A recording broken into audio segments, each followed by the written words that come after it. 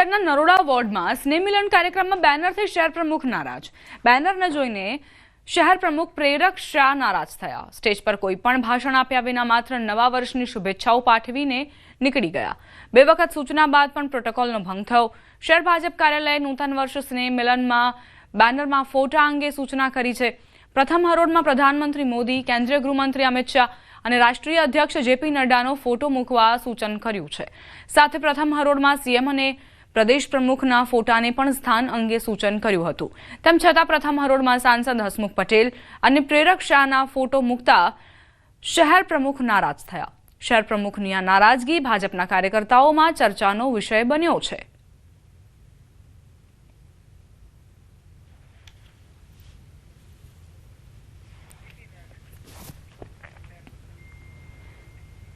Ayushman card कढाववामां लोकोनी निरसता। भाजपना धारासभ्यए आ मुद्दे टकोर करी। धारासभ्यए कह्युं के तमे कई करोड़पति छो के आयुष्मान कार्ड नथी कढावता। पण सेवा वस्तीमांथी माणस कोई दिवस एवी रीते नथी आव्यो के मारा पासे कार्ड नथी, मारी बात दाखल कराय छे। पण सोसायटीमांथी दर अठवाडिये 15 दिवस एक माणस दौड़तो आवे छे मारी पासे के यार मारी पासे कार्ड नथी, मारी बात दाखल करी छे। तो तू करोड़पति तो छो नहीं, भाई कढाई राख ने। एएमसी विपक्ष नेता शहजाद खान पठाण ने मળી ધમકી। દાણીલીમડાના રફીક શેખ દ્વારા ધમકી અપાઈ છે। રફીક શેખે 2 કરોડ રૂપિયાની ખંડણીની માંગ કરી। ઈસનપુર પોલીસ સ્ટેશનમાં શહેજાદ ખાન પઠાણે ફરિયાદ નોંધાવી છે। રફીક શેખ દ્વારા વિડીયો બનાવી ધમકી આપી હોવાનો ઉલ્લેખ। શહેજાદ ખાન પઠાણના મિત્ર ઇમરાન મકરાણી મારફતે ખંડણી માંગી। 2 કરોડ અને 3 BHK ફ્લેટની માંગ કરી। ખંડણી નહીં મળે તો 100 કરોડનું નુકસાન થવાની ધમકી આપી। ચંડોળા તળાવમાં રફીક શેખ સામે ગેરકાયદેસર વીજ ચોરીનો ગુનો થઈ ચૂક્યો છે દાખલ। ચંડોળા તળાવમાં ગેરકાયદે ઝૂંપડા બનાવ્યા હોવાનો પણ ઉલ્લેખ। અગાઉ પણ ધમકીઓ આપવામાં આવી હોવાના વિડીયો સામે આવ્યા છે।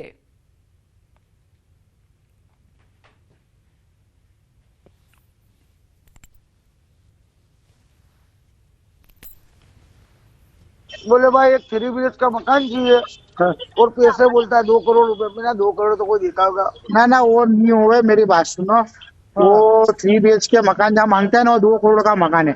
4 करोड़ का नुकसान शनि बाबा ने तेरे को कराओ तो बात बरोबर है। हाँ, शनि बाबा ने कराओ तो बरोबर है।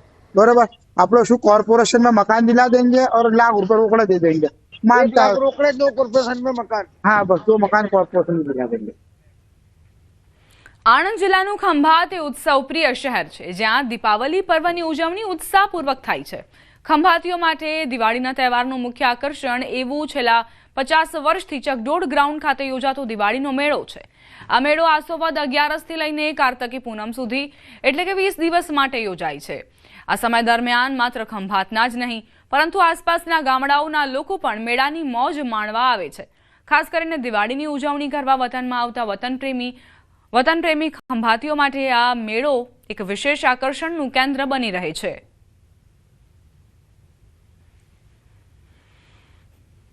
આ છેલ્લા 40 થી 50 વર્ષથી ખંભાત શહેરમાં આ મેળો યોજાય છે અને તે મેળાની પણ મોજ લેવા માટે બહારથી આવેલા અને શહેરના અને આજુબાજુના નગરજનો મેળાની પણ મોજ લે છે।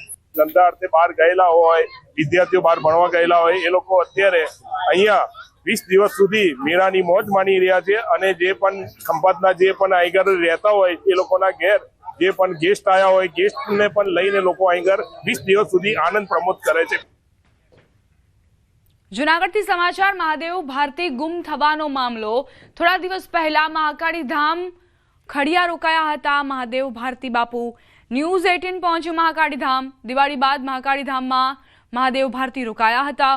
મહાકાળી ધામમાં શાંત માહોલના કારણે રોકાણ કર્યું હતું। બાદમાં ભારતી આશ્રમના ટ્રસ્ટી મનોજ જોબનપુત્રા અને અન્ય એક વ્યક્તિ તેમને મહાકાળી ધામથી જૂનાગઢ ભારતી આશ્રમ લઈ ગયાનો સ્યુસાઇડ નોટમાં ઉલ્લેખ। મહાદેવ ભારતીના શિષ્ય રાજેશ્વરાનંદ ભારતી બાપુ પાસે મહાકાળી ધામ રોકાયા હતા।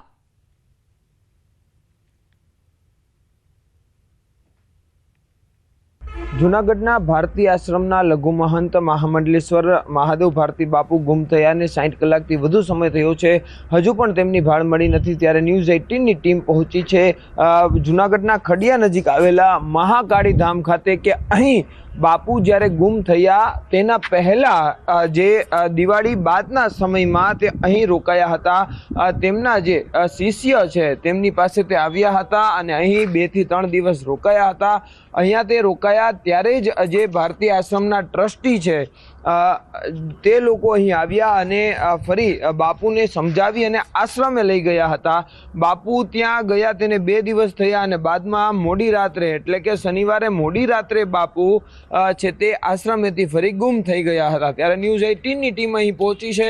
અહીંના જે મહાદેવ ભારતી બાપુના જે શિષ્ય છે તેમની સાથે વાતચીત કરી, પરંતુ તે કેમેરાની સામે આવવાનો ઇનકાર કરી રહ્યા છે। તેમણે સ્પષ્ટપણે કહ્યું કે બાપુ અહીં છે આવ્યા હતા અને શાંત માહોલ અહીં હોવાથી તે અહીંયા રહી અને અનુષ્ઠાન કરતા હતા, પૂજન કરતા હતા અને તે 2 થી 3 દિવસ રોકાયા હતા। પરંતુ ફરી જે ભારતીય આશ્રમના ટ્રસ્ટીઓ છે મનોજ જોબનપુત્રા અને અન્ય એક વ્યક્તિ આવી તેમને સમજાવીને ફરી તે જૂનાગઢ ભારતીય આશ્રમ ખાતે બાપુને લઈ ગયા હતા અને બાદમાં ત્યાંથી બાપુ ગુમ થયા છે। જ્યારે બાપુએ જે નોટ લખી છે 5 પાનાની તેમાં પણ લખ્યું હતું કે તે અહીં રોકાયા હતા। એટલે ન્યૂઝ 18ની ટીમ સીધી જ અહીં આવી છે અને અહીંયા પૂછપરછ કરવામાં આવી, તેમની સાથે મુલાકાત કરવામાં આવી, પરંતુ હાલ બાપુ અહીં નથી અને તેમના જે શિષ્ય છે તેમાં પણ એક ચિંતાનો માહોલ જોવા મળી રહ્યો છે। અમાર બખાઈ ન્યૂઝ 18 ગુજરાતી ખડિયા। અમદાવાદ એસઓજી ક્રાઇમના સરસપુરમાં દરોડા, બાતમીના આધારે એસઓજીએ હાથ ધરી કાર્યવાહી। ગાંજાના જથ્થા સાથે 2 આરોપીની ધરપકડ કરાઈ। આરોપીઓ દ્વારા ગાંજા સાથે સોલ્યુશન ટ્યુબથી પણ નશો કરાવવામાં આવતો હતો। 902 સોલ્યુશન ટ્યુબ સાથે 460 ગ્રામ ગાંજાનો જથ્થો ઝડપાયો। એસઓજી ક્રાઇમને આરોપી પાસેથી 902 નંગ સોલ્યુશન ટ્યુબ જથ્થો પણ મળી આવ્યો છે। ટાયર પંચરના ઉપયોગમાં લેવાય છે આ સોલ્યુશન ટ્યુબ। પોલીસે એનડીપીએસ એક્ટ મુજબ ગુનો દાખલ કર્યો। આરોપી લતીફ શેખ અને ફરદીન સૈયદ સામે ગુનો નોંધાયો। લતીફ શેખ સામે અગાઉ પણ અનેક ગુના નોંધાઈ ચૂક્યા છે।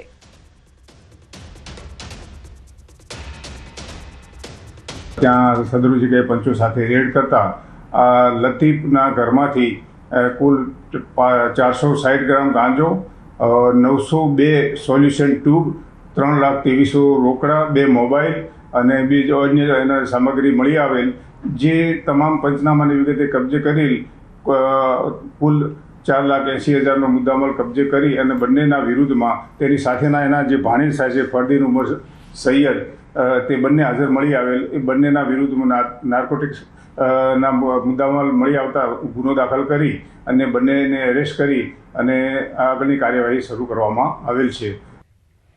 અમદાવાદના નિકોલ વિસ્તારમાં હુમલાનો સનસનીખેજ બનાવ સામે આવ્યો।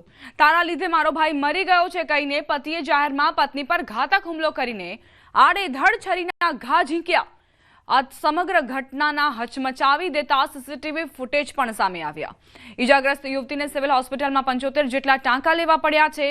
1.5 વર્ષના પ્રેમ લગ્નનો કરુણ અંજામ આવ્યો છે, કરુણ અંત આવ્યો છે। પતિના ત્રાસના કારણે મહિલા છેલ્લા 6 મહિનાથી તેના પિયરમાં રહેતી હતી। પતિ છૂટાછેડા માટે પત્ની પર દબાણ કરતો હતો। નિકોલ પોલીસે હુમલાખોર પતિ વિરુદ્ધ ગુનો નોંધી ધરપકડ કરી છે।